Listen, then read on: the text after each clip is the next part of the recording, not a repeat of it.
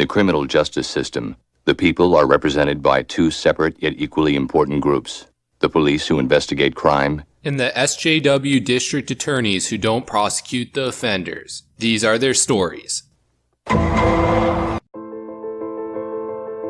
It's different now. But I grew up at Larrabee and Division. Yeah, Chicago sure has changed over the years. Do you remember back in the city's history when crime wasn't completely out of control? When the homicide rate wasn't completely atrocious? When the average person living in Chicago was more likely to be a member of a church congregation than a criminal street gang? Remember that time period before everything was destroyed by welfare and social justice policies? Better known as Cabrini Green. It's where I learned to be tough, to survive, overcame poverty and sexual assault. Well, everyone, I guess now you're obligated to vote for Kim Foxx because, you see, she was a victim. She got tough because she had to deal with being sexually assaulted. And we know that these days, that's all that anyone ever cares about. It's always a giant contest to establish yourself as the biggest victim in the room. Forget about whether she's competent, whether she's done a good job, whether she's the best woman for the job. She was the victim of a sexual assault, people. Now you're obligated to vote for her. For years, the name Cabrini Green was synonymous with racism and poverty. And the towers were symbols for inequality and injustice in Chicago. Time passed and the projects came down, but those problems haven't changed. The towers, they were symbols of racism. You see, I can't think of anything more racist than the taxpayers building massive apartment buildings for poor people to live in for free. Of course, those poor people didn't appreciate free apartments. No, they wanted taxpayer-funded McMansions. Instead of using the opportunity that a free house would provide to get jobs and to work hard and better themselves, instead they committed crimes, created unsafe communities, and complained incessantly, up until the point where the public housing projects that the taxpayers spent millions of dollars building for them ended up being destroyed because they were symbols of racism, supposedly. Given how racist Kim Foxx found these public housing structures, it seems really strange to me that she would wax nostalgic about them in this video. It's almost like she knows that secretly her supporters know that deep down, things have only gotten worse. Now new names symbolize injustice. Names like John Burge and Laquan McDonald. Attention everyone, there's a problem going on in Chicago, but it has nothing to do with all these gangs that exist there, the gangster disciples, the Latin kings, the black disciples. It has nothing to do with the fact that more people are murdered in Chicago than regularly die in warfare in the US war with Afghanistan. No, you see, the real problem in Chicago is the fact that a single African American was killed by a police officer who did not follow procedures to the T. You see, that's the real problem gripping Chicago. Forget the hundreds upon hundreds of people who are murdered by gang members and drug dealers. Kim Foxx is focused on the real bad guys, you know, the police. 4 years ago, I ran for state's attorney to change criminal justice in Cook County. I'm running again because we're only getting started. Well, you certainly did change criminal justice since you took over 4 years ago as the state's attorney for Cook County. You see, the homicide rate has skyrocketed while you're district attorney. That's certainly a big change. While we're on the subject matter of change though, might I make a suggestion? If you live in Cook County and you're looking for real change, why don't you reject this insulting, pandering bullshit and make a real change that might actually help your community by changing your district attorney to someone other than Kim Foxx. State's attorney is a tough job. Every day my office is under attack from a president who uses our city as a punching bag. You know, Kim Foxx, I don't think when President Trump talks about how horrible it is in Chicago, how the homicide rate is out of control, that he's criticizing the city of Chicago itself. I think he's criticizing its leadership. You know, the type of leadership that's completely incompetent and dim-witted, that can't even understand that when the president talks about Chicago and the crime rate there, that it's a criticism of its leadership and not the individual people of the city. If your response to President Trump criticizing you for letting the homicide rate get out of control is to accuse him of bullying the city of Chicago, then you have no business being the state's attorney for Cook County. I'm sorry. The NRA, hell-bent on letting guns flood our streets. Oh yeah, the NRA. They're the ones really responsible for all the violence going on in Chicago, right? It's not the gangs, it's not the lawlessness, it's not the drug dealers. Oh no, it's the NRA. I'm sure all of these people who are being killed by gun violence in Chicago are getting gunned down by Second Amendment NRA supporters. I'm sure that's what's happening, Kim Foxx. If only the NRA didn't exist, then everything would be hunky-dory in Chicago. Oh wait, what's this? Chicago has some of the strictest gun laws in the country? Guns kill people. Guns are bad. Laws are racist. And the FOP, clinging to the old ways. The old ways, like doing a good job, doing real police work.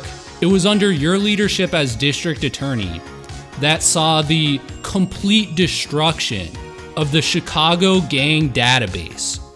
Decades of hard law enforcement work documenting gang members, creating histories of these gangs, tracking them, all destroyed by you, Kim Foxx.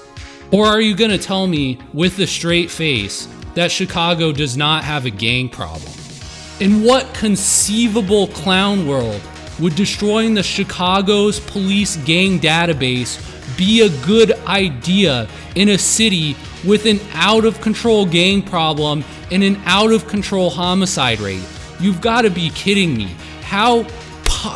It blows my mind that you could criticize the police for using the old ways. Are you kidding me? They'll do anything to undercut progress, including attacking me personally over the Jussie Smollett case. Oh yeah, the Jussie Smollett case. That was a national embarrassment. Of course you should be attacked personally for that. You're the state's attorney. You're the lead prosecutor, the lead law enforcement officer in the city of Chicago. Hundreds of thousands of taxpayer dollars was used during that police investigation. It exposed that Jussie Smollett, because he was jealous that he wasn't getting paid what he should, faked a hate crime. And after the Chicago police did a good investigation, after they proved that Jussie Smollett had faked this, you went ahead and dismissed the case. After you said you were going to recuse yourself, but then didn't recuse your office. I'm sorry, Kim Foxx, but you are a national embarrassment. And the entire thing just reeks of corruption. I highly doubt that a poor black guy charged with some crime by your office would be afforded the same opportunity to get his case dismissed for basically no good reason at all. And not only did you bungle the prosecution, but by dismissing the case, you've set up the city of Chicago to now be sued by Jussie Smollett for malicious prosecution. Way to go, Kim Foxx. Truth is, I didn't handle it well. I own that. Then why don't you resign?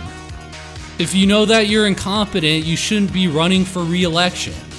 Do you think that you can just pander to the voters in Chicago and that they'll just be stupid and vote for you despite this whole controversy? I can't imagine something more pathetic than this. I'm making changes in my office to make sure we do better. That's what reform is about. I'll echo what I said earlier. If the people of Chicago want real change, if they want real solutions to this endless violence, why don't you consider voting for someone who isn't a Democrat? Maybe someone who has a fresh perspective, who's not going to do the same things that have been tried and failed year after year. Why don't you make a real change? And the first way you can do that is by not voting for Kim Foxx. But we all know those attacks aren't just about one case. They're about stopping progress in Cook County. And those voices won't tell you that on my watch, we're prosecuting more violent crimes, not just low-level offenses. The reason you're prosecuting more violent crimes is because more violent crimes are happening in Cook County. It doesn't matter if you'll prosecute more of them. The goal should be to stop the violence. Again, homicide rates have gone way up while you've been state's attorney. That's a bad sign, Kim Foxx. It doesn't reflect well on you. The fact that you're prosecuting more of them doesn't change this fact. The gun prosecutions are up. Yeah, we all know that Chicago has strict gun laws, but going after people who are otherwise law-abiding citizens for owning guns, which are not allowed due to City of Chicago codes and things like that, is not going to help the problem. What you need to do is go after the gang members. But oh wait, you had the gang database completely dismantled. Well, I guess that throws that option out the window. Why don't you do what New York City did under mayors Rudy Giuliani and Michael Bloomberg and reintroduce stop and frisk? You know, when police see some suspicious criminal who looks like they're high on drugs, looks like they're about to rob a liquor store or something like that, maybe you should stop that person and pat them down. But no, officers wouldn't dare doing something like that in a city where you're district attorney because, God forbid, they could be accused of being a racist. It's racist! That we're a national model for reform. And that while they focus on headlines, we put the killers of Hadia Pendleton and Tyshawn Lee behind bars. That's the best you could do? You managed to convict 2 murderers? Wasn't there something like 690 or something like that murders committed in Chicago last year? Are you kidding me? This has to be a joke. I can't believe this. So hear it from me, a girl from Cabrini and a woman standing up to that old boys club. You know what? What a completely perfect way to end this campaign advertisement. Just throw in a line there that's a completely insulting piece of gender politics that has nothing to do with anything else discussed during the campaign ad. Just say something that's just insulting to men for no reason.